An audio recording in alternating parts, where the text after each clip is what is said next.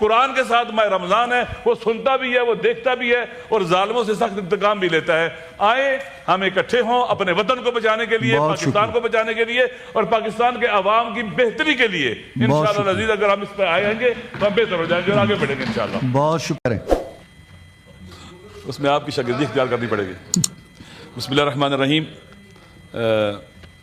کیر صاحب شکریہ آپ کا کہ آپ نے ایک مدت بعد مجھے وقت دیا اور اس کے بعد پھر اختصار کا عمل بھی فرمایا۔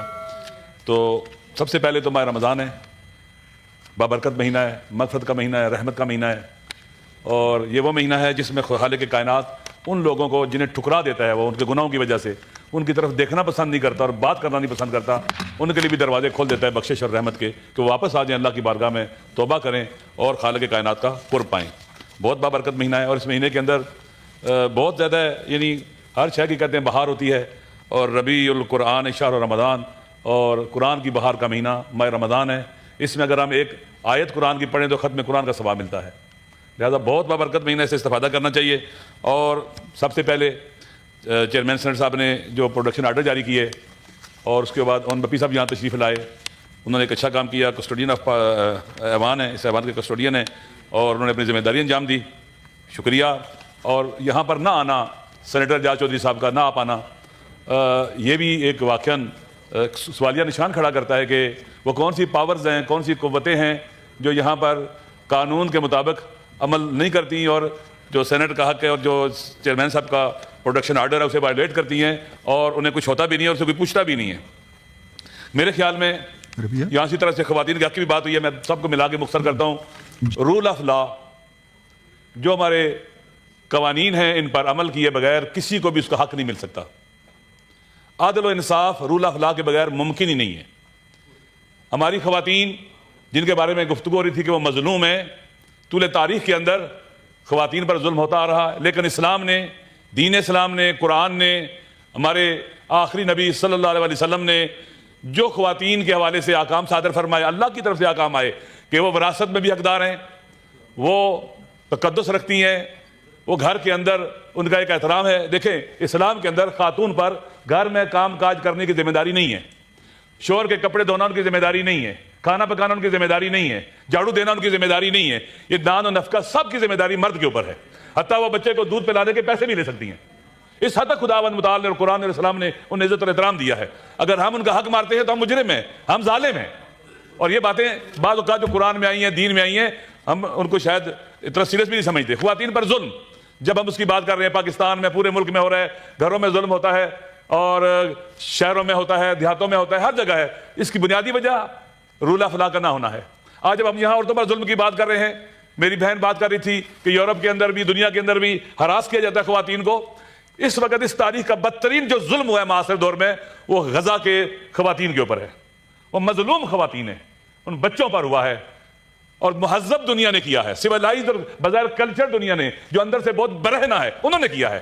اور دیکھیں امریکہ ان کی سپورٹ کرتا رہا، ویسٹ سارا سپورٹ کرتا رہا ان کو، کچھ کنٹریز کے علاوہ، اور اسرائیل نے کس طرح بے دردی سے ظلم کیا ہے، اور اس کا ظلم کم نہیں ہوا ہے، آج بھی وہ مار رہا ہے، ویسٹرن بینک کے اندر قتل کر رہا ہے خواتین کو اور بچوں کو مردوں کے ساتھ۔ لہٰذا ہمیں چاہیے کہ ہم ان مظلوموں کو یاد رکھیں، ان کو نہ بھولیں، اور پھر اعتماد بھی نہ کریں ان ظالموں پر۔ امریکہ کو اپنے نیشنل انٹرسٹ عزیز ہیں، اس کی اپنی سیکورٹی، نیشنل سیکورٹی سے عزیز ہے، وہ کبھی بھی ہمارے حق میں کام نہیں کرے گا، وہ کبھی بھی ہماری مدد نہیں کرے گا، وہ ہمیشہ پر سیکشن لگاتا آیا ہے۔ اب اور استحصالی قوت ہے، استکباری قوت ہے امریکہ، اس پر اعتماد کرنا، اس کو خوش کرنے کی باتیں کرنا، یہ درست نہیں ہے۔ اسی طرح سے میں، آپ نے کہا کہ کچھ میں بند کروں، میں بہت تفصیلی باتیں کرنا چاہتا ہوں مدتوں تو بعد، لیکن میں نے توجہ دلاؤ نوٹس دیا ہے۔ دیکھیے کہنا اور کرنا دو چیزیں ہوتی ہیں۔ اگر کہا کچھ جائے اور کچھ نہ کیا جائے، اس کے مطابق اس کے خلاف کام کیا جائے، اس کو نفاق کہتے ہیں۔ اس ملک کا ایک درد منافقت ہے، ہم کہتے کچھ ہے اور کرتے کچھ ہے، اور اس سے بھی نجات پانی چاہیے۔ آپ دیکھ لیجئے ملک کے اندر جو حالات ہیں ماہ رمضان میں پھر کرم ایجنسی، ڈسٹرکٹ کرم، ضلع کرم، ماہ رمضان ہے، وہاں عورتیں مشکلات کا شکار ہیں، بچے مشکلات کا شکار ہیں، راستے ان کے بند ہیں، ظلم ہو رہا ہے، 15 سے 16 کلومیٹر کا ایریا کلیئر نہیں ہو رہا ہے۔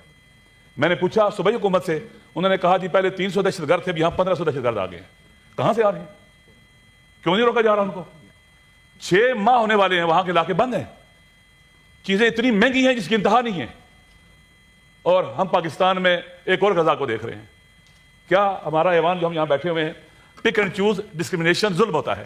ہمیں ہر مظلوم کے لیے بولنا چاہیے، ہر مظلوم کے لیے، چاہے وہ ٹریجری سے تعلق رکھتا ہے، چاہے پوزیشن سے، چاہے عوام سے، ہمیں سب کے لیے بولنا چاہیے خداوند متعال ظالموں کی حمایت کو پسند نہیں کرتا. من رضی بفعل قوم فإنه منهم، جو کسی بھی ظالم کا ساتھ دیتا ہے یا اس کی حمایت کرتا ہے یا چپ رہتا ہے اس کے ظلم کے مقابلے میں، وہ انہی میں سے ہے.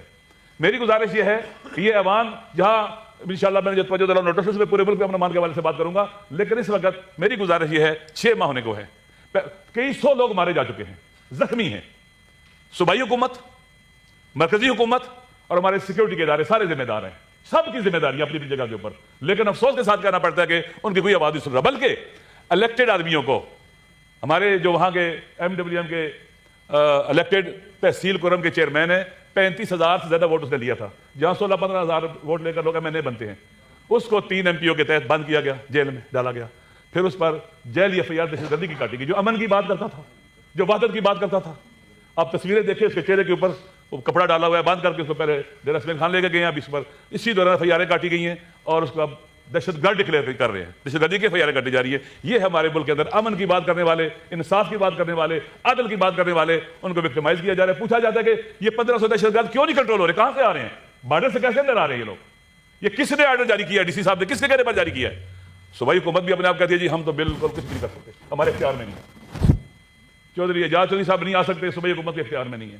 اون بپی کو اٹھایا جاتا ہے، صوبائی حکومت کے اختیار میں نہیں ہے. کس کے اختیار میں؟ کون یہ کر رہا ہے ہمارے ساتھ؟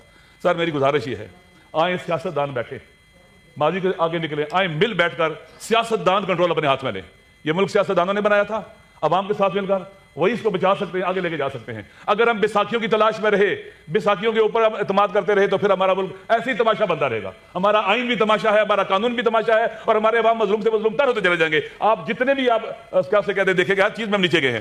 ہم پاکستان کے اندر کون سی چیزیں جس میں اوپر گئے سوائے لا قانونیت کے اور آئین کی خلاف ورزی کے. لہٰذا میری گزارش ہے کہ ہم آئیں، اس ایوان کو بھی طاقتور بنائیں. عزت و ایوان میں بیٹھنے والوں کی کب ہو سکتی ہے؟ جب ہم عوام کے ساتھ کھڑے ہوں گے، نہ بے ساتھیوں کے ساتھ، نہ ان کے ساتھ جو الیکشن کو ریگنگ کرتے ہیں، نہ ان کے ساتھ جو ہمیں مجبور کرتے ہیں، اٹھاتے ہیں، گرفتار کرتے ہیں، زبردستی ووٹ دلواتے ہیں. آئین کی جو ترامیم ہوئی ہیں کیسے ہوئی ہیں؟ سیاستدان اکٹھے ہو جائیں، خدا کے لیے سیاستدان اکٹھے ہو جائیں، ہمارا ملک بہتر ہو جائے گا. وہ خوبصورت ملک ہے. ہماری تباہی و بربادی کی بنیادی وجہ یہ ہے کہ ہم یہاں گلے کرتے ہیں کہ ہمارے ساتھ یہ ہوا تھا. کس نے کیا تھا؟ کوئی سیاسی پارٹی متحمل نہیں ہے ان کاموں کی جو یہاں کیا جاتا ہے کہ ہمارے ساتھ یہ ہوا ہے. گھروں میں گھسنا، دروازے توڑنا، کوئی سیاسی پارٹی یہ نہیں کر سکتی. جو کرتے ہیں ہمیں ان کے ساتھ نہیں کھڑا ہونا چاہیے، ہمیں عوام کے ساتھ کھڑا ہونا چاہیے، آئین اور قانون کے ساتھ کھڑا ہونا چاہیے، اپنے خدا کے ساتھ، دین کے ساتھ، قرآن کے ساتھ. ماہ رمضان ہے، وہ سنتا بھی ہے، وہ دیکھتا بھی ہے اور ظالموں سے سخت انتقام بھی لیتا ہے. آئیں ہم اکٹھے ہوں اپنے وطن کو بچانے کے لیے، پاکستان کو بچانے کے لیے اور پاکستان کے عوام کی بہتری کے لیے. انشاءاللہ عزیز اگر ہم اس پہ آئیں گے ہم بہتر ہو جائیں گے اور آگے بڑھیں گے انشاءاللہ. بہت شکریہ علامہ صاحب. میں آج کے سیشن میں